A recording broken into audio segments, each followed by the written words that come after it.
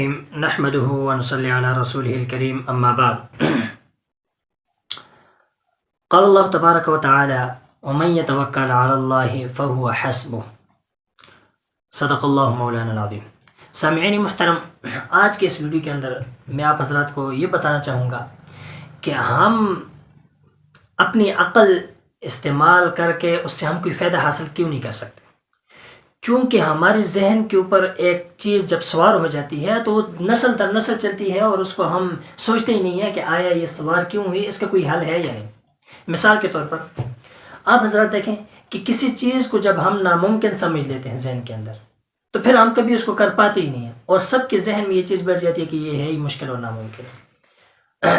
اب آپ دیکھیں، ہاتھی کو دیکھیں، گھوڑے کو دیکھیں، اونٹ کو دیکھیں، کتنے طاقتور ایک قسم کے جانور ہیں، لیکن جب وہ چھوٹا بچہ ہوتا ہے اور اس کے ناک میں نکیل یا گلے میں رسی ڈال کر اس کو ایک چھوٹے سے کسی چیز کے ساتھ باندھ دیا جاتا ہے، اور جب وہ بڑا ہوتا ہے تو وہ اس کے گلے میں وہی رسی ڈال کر تب بھی اس کو اگر چھوٹی سی کسی چیز کے ساتھ پودے کے ساتھ باندھ دیا جائے، اب اتنا طاقتور ہے کہ پورے درخت کو کھینچ دے، لیکن اس کو پودے کے ساتھ اگر اس کو باندھ دیا جاتا ہے تو اس کے ذہن کے اندر یہی ہے کہ بھئی میں اس کو نہیں توڑ سکتا، اس سے میں اپنی جان نہیں چھڑا سکتا. کیوں کہ وہ جب بچہ تھا اس کے ذہن کے اندر یہ بات بیٹھ گئی کہ اب مجھے رسی کے ساتھ باندھا گیا ہے اور یہ نہیں توڑ سکتا. تو جب بڑا ہوا تو وہی اس کے ذہن پر سوار ہو گیا کہ یہ نہیں ہو سکتا.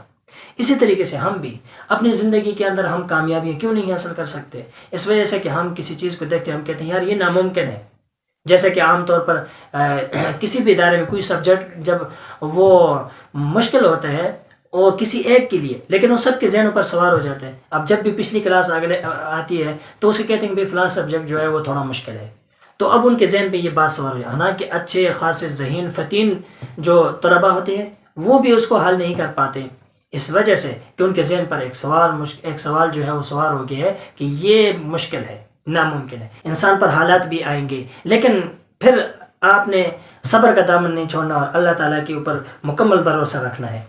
میں آپ کے سامنے ایک مثال پیش کرتا ہوں. ایک آدمی نے کہا میں شاعر بننا چاہتا ہوں، تو اس کو کسی نے کہا کہ ادھر لے آؤ، میں آپ کے ہاتھ میں آتا ہوں پھر آپ شاعر بننا. تو اس نے ذرا سے سوئی اس کو چبھائی. اس نے کہا کیا کرتے ہو؟ کہا کہ میں دم بنا رہا ہوں. اس نے کہا یار دم رہنے دو. پھر ذرا سے سوئی چبھائی. کہا کیا کرتے؟ کہا کہ اب شعر کے جو ہے نا سر بنا رہا ہوں. اس نے کہا یار یہ بھی رہنے دو.